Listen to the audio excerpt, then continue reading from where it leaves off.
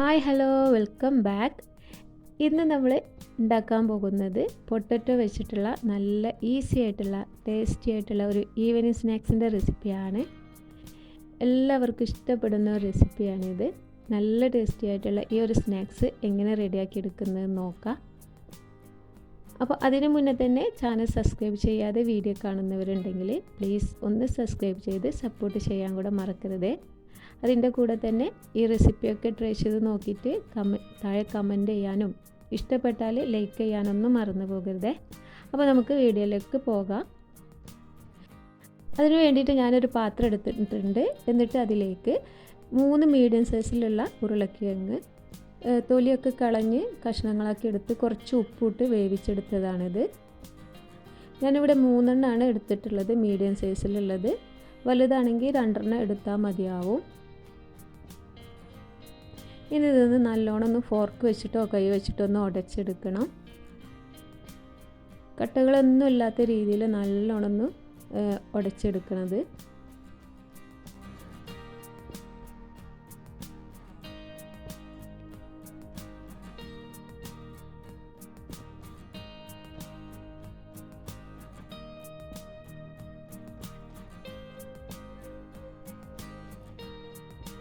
ഇനി ഇതിലേക്ക് ഞാനിതാ ഇവിടെ ഇതൊക്കെ ഉടച്ചെടുത്തിട്ടുണ്ട്. ഇനി ഇതിലേക്ക് ഒരു ചെറിയ മീഡിയം സൈസിലുള്ള വലിയ ഉള്ളിയാണ് ഞാൻ എടുത്തിട്ടുള്ളത്. അത് ഇതാ ചെറുതാക്കി അരിഞ്ഞിട്ട് അത് ചേർത്ത് കൊടുക്കുന്നുണ്ട്.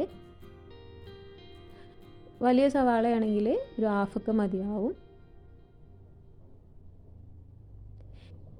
ഇനി ഒരു ടീസ്പൂണ് ഇഞ്ചി ചെറുതാക്കി അരിഞ്ഞിട്ട് എടുത്തിട്ടുള്ള ഇഞ്ചിയാണ് ചേർത്ത് കൊടുക്കുന്നത്.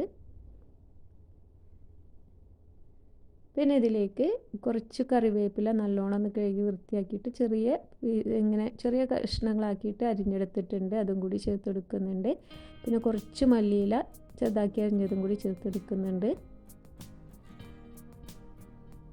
പിന്നെ ഇതിലേക്കുള്ള മസാലപ്പൊടികൾ ചേർത്ത് കൊടുക്കുക.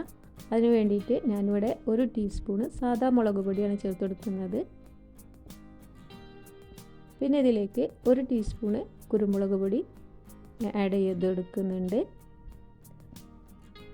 അപ്പോൾ എരിവിന് വേണ്ടിയിട്ട് ഇതിന് പകരം പച്ചമുളക് ചെറുതാക്കി അരിഞ്ഞിട്ട് കൊടുത്താൽ മതി. അതല്ലാന്നുണ്ടെങ്കിൽ ചില്ലി ഫ്ലേക്സ് ഒക്കെ ഇട്ട് കൊടുക്കാം. ഞാനിവിടെ മുളക് പൊടിയാണ് യൂസ് ചെയ്യുന്നത്.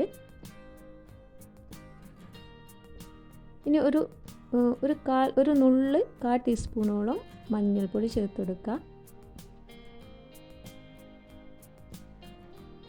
പിന്നെ ആവശ്യത്തിന് ഉപ്പ് ചേർത്ത് കൊടുക്കുക. ഉരുളക്കിഴങ്ങിൽ നമ്മൾ ഓൾറെഡി ഉപ്പിട്ട് വേവിച്ചെടുത്തതാണ്. എന്നാലും ഈ മസാലയിലേക്കൊക്കെ ഒരു ഇത്തിരി കൂടി ഉപ്പിട്ട് കൊടുക്കുക. ഇനി ഇതിലേക്ക് 1.5 ടേബിൾ സ്പൂണോളം അരിപ്പൊടി ചേർത്ത് കൊടുക്കുന്നുണ്ട്. പിന്നെ 1.5 ടേബിൾ സ്പൂണോളം കടലപ്പൊടിയും കൂടിയാണ് ഞാൻ ചേർത്ത് കൊടുത്തിട്ടുള്ളത്. കടലപ്പൊടിക്ക് പകരം 3 ടേബിൾ സ്പൂണോളം അരിപ്പൊടി മാത്രമായിട്ടും ഇതിലേക്ക് ചേർത്ത് കൊടുക്കുക. എന്നിട്ട് ഇത് നന്നായിട്ടൊന്ന് കുഴച്ചെടുക്കണം. മിക്സാക്കിയിട്ട് എല്ലാ ഭാഗത്തേക്കും നല്ലോണം ഒന്ന് മിക്സാക്കിയിട്ട് നല്ല രീതിയിലൊന്ന് കുഴച്ചെടുക്കണം. വെള്ളമൊന്നും ആഡ് ചെയ്യേണ്ട ആവശ്യമില്ല. നല്ല രീതിയിലൊന്ന് കുഴച്ചെടുക്കുക.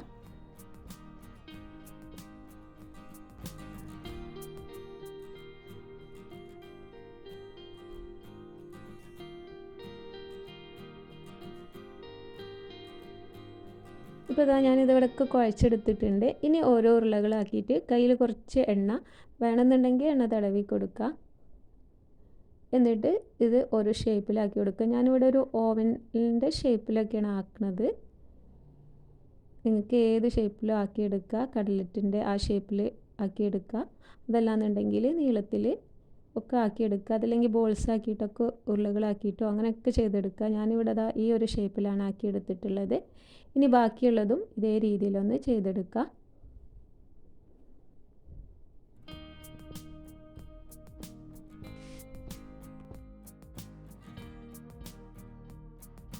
അപ്പോൾ അതെല്ലാതും ഞാൻ ഇവിടെ ചെയ്തെടുത്തിട്ടുണ്ട്. അപ്പോൾ എല്ലാതും ഇനി നമുക്കൊന്ന് ഫ്രൈ ചെയ്തെടുക്കുക. അപ്പോൾ അതിന് മുന്നേ തന്നെ നമുക്കിതൊന്ന് മുക്കി പൊരിക്കാനുള്ള ബാറ്റർ റെഡിയാക്കി എടുക്കണം. അതിന് വേണ്ടിയിട്ട് ഞാനൊരു പാത്രം എടുത്തിട്ട് അതിലേക്ക് 3 ടേബിൾ സ്പൂണോളം മൈദപ്പൊടി ചേർത്ത് കൊടുക്കുന്നുണ്ട്. എന്നിട്ട് കുറേശ്ശെ വെള്ളം ഒഴിച്ചിട്ട് ഇതൊന്ന് കലക്കിയെടുക്കുക.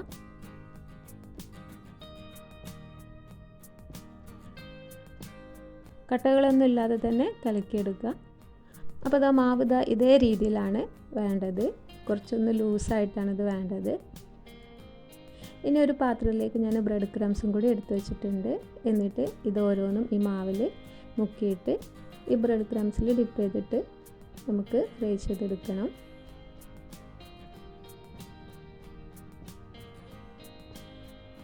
അപ്പോൾ നമുക്ക് ഈ മാവിൽ മുക്കിയിട്ട് പിന്നെ ഈ ബ്രെഡ് ക്രംസിൽ ഒന്ന് കോട്ട് ചെയ്തെടുക്കുക. ഈ രീതിയിൽ നമുക്ക് ഓരോന്നും ചെയ്തെടുക്കണം. അപ്പോൾ ബാക്കിയുള്ളതൊക്കെ ഞാൻ അതേപോലെ തന്നെ ഇവിടെ സെറ്റാക്കി വെക്കുന്നുണ്ട്.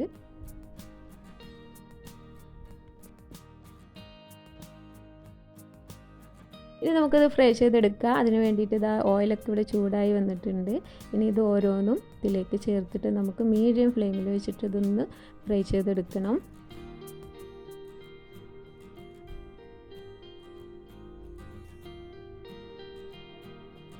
അപ്പോൾ തീ മീഡിയം ഫ്ലെയിമിൽ വെച്ചിട്ടാണ് ഇത് വേവിച്ചെടുക്കേണ്ടത്.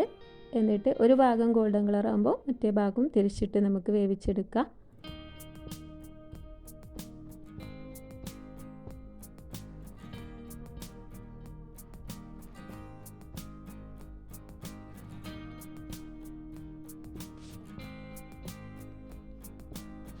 അപ്പോൾ ഇത് നല്ല രീതിയിൽ വെന്ത് വന്നിട്ടുണ്ട്. ഇനി ഇതൊന്ന് കോരി മാറ്റി വെക്കുക. ഇത് അധികം നേരിട്ടൊന്നും വേവിച്ചെടുക്കേണ്ട ആവശ്യമില്ല. ഉരുളക്കിഴങ്ങൊക്കെ ഓൾറെഡി വെന്തതാണ്. അതുകൊണ്ട് തന്നെ ഇത് പെട്ടെന്ന് നമുക്ക് പുറം ഭാഗം വേവിച്ചെടുക്കാൻ പറ്റും. അപ്പോൾ ഇനി ഇത് മാറ്റി വെക്കാം. ഇനി ബാക്കിയുള്ളതും കൂടി നമുക്ക് ഫ്രൈ ചെയ്തെടുക്കാം.